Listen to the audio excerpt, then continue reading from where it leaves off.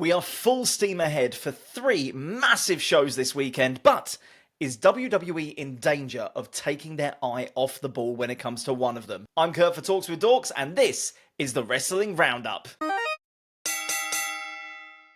So, starting off with last night's NXT, and it's all about Evolution, which of course is this weekend on Sunday.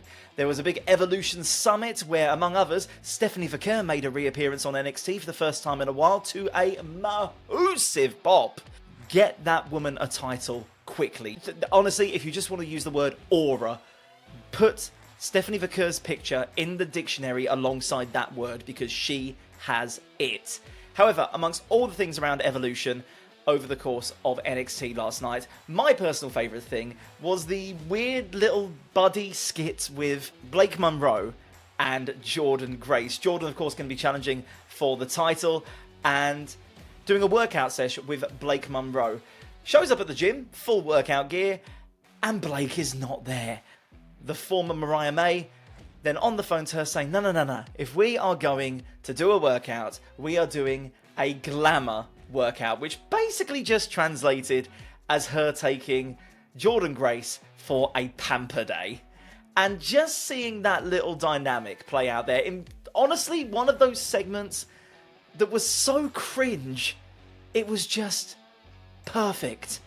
And also led to my new favourite nickname because it got chanted by the NXT crowd later on that night. Jordynne Grace now, thanks to Mariah May, Blake Monroe, now and forever will be referred to as Muscle Muffin. Of course, Jordynne Grace is not the only one having a title match at WWE Revolution on Sunday, because if you watched SmackDown last Friday, you will know that Tiffany Stratton has a challenger. Not just the new Queen of the Ring, who's currently got herself on Tiffy's radar, but the arguable actual Queen of the Ring when it comes to living legend Trish Stratus. Always great to see Trish back in a WWE ring, and if anything, she is getting better with age.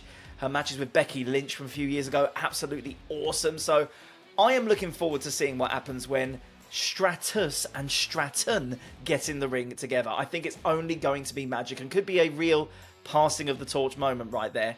Moving on though to this week's Monday Night Raw, and quite a few developments there. However, my personal favourite highlight from Monday Night Raw this week will be the Judgment Day.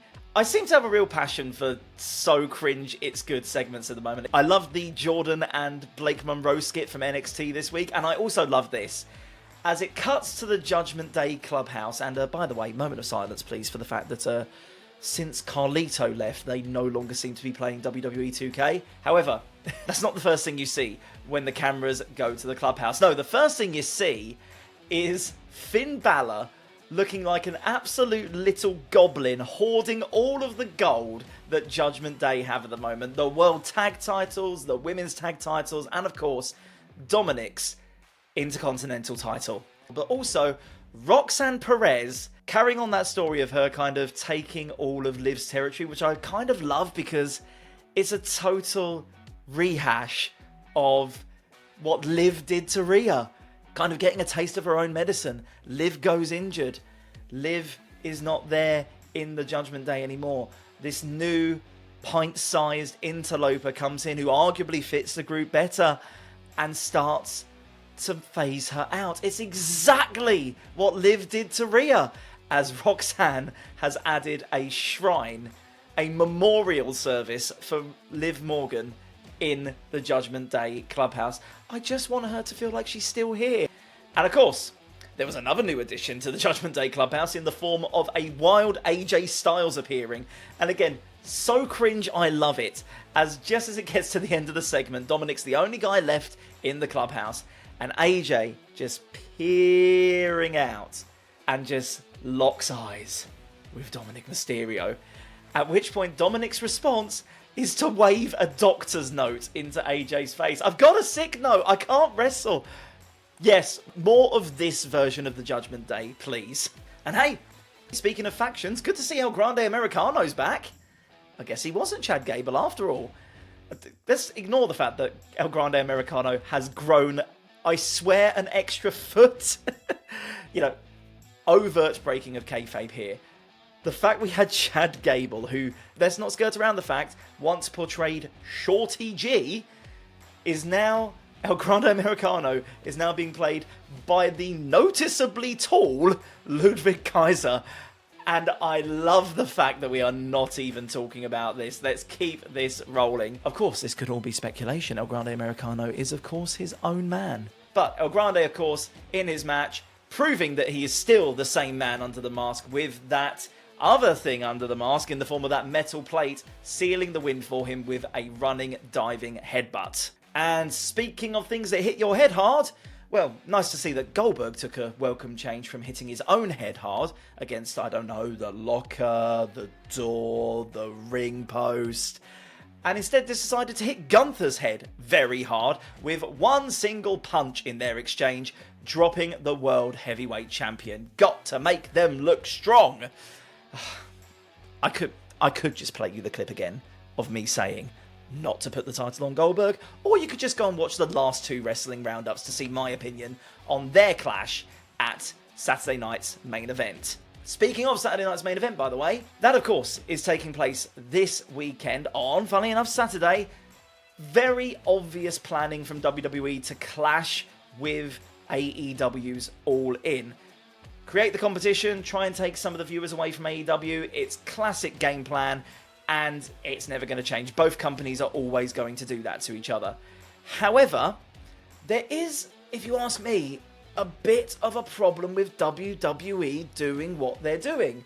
Saturday night's main event has been scheduled to compete against AEW All In, but also WWE are running the risk of also taking eyes away from their own show, because, as I said at the very start, this Sunday, literally one day later, it is the return for the first time since, 2016, of WWE's all-women's pay-per-view, Evolution. And there's been some amazing matches that have been built for that. But I'm wondering, with all the emphasis on both shows, on Saturday night's main event and Evolution, and with people also wanting to try and find time in the weekend to watch All In. I mean, it's doable to watch one live and then one, pre-recorded the day after if it was, both shows on a Saturday. But with 3 big shows at the weekend, something's got to give. And I am worried that if people watch, for example, main event and All In, the Evolution will not get as much love by default with it being the later show. And that would be an absolute crime, because this women's division is arguably even better than it was in 2016. And we're talking the 4 Horsewomen era here. And speaking of legends, of course, Monday Night Raw this week also saw the confirmation that Nikki Bella will be returning to in-ring action. Just unfortunately not in the way that we wanted her to. I mean, she was clearly building to a program with Liv Morgan before Liv got injured, I think literally the same week, which means Liv's out, but Nikki is back and still wanting that action. So, rather than create a new feud for her, we're just shoving her into the Women's Battle Royal. However, AEW has All In Texas. And I'll be honest, I was not that bothered about this show until the last week's worth of AEW programming.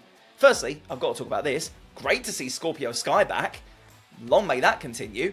But secondly, the big angle. We are going to get Texas Deathmatch. Oh, John Moxley in a Texas Deathmatch. Hangman Adam Page in a Texas Deathmatch.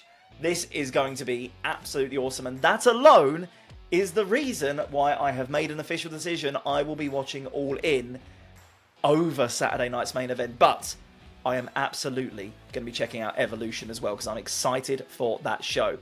And speaking of giving women a fair shot and giving women equal footing to the men, Hangman Adam Page proved that he is 100% behind equal women's rights in wrestling by decapitating Marina Shafir with a buckshot lariat. He delivered that like she owed him money. I mean, Marina went to Twitter herself to say, yeah, we can take it. We can do just as much as the men. But still, you don't see it that often. And yeah, clap it in. Well done. Hats off to Marina Shafir. You took that like a champ. But for the meantime, that is the Wrestling Roundup. I'll, of course, be back next week with all the news and probably, most likely, all of the highlights from those 3 massive shows over the course of the weekend. In the meantime, keep an eye on our own wrestling content here at Talks with Dorks by following us over on TDW Wrestling over on YouTube for all of the highlights from our first show, Never Say Die, and all of the news and updates for what is going to be coming up on the 26th of October with TDW Presents Back in Time.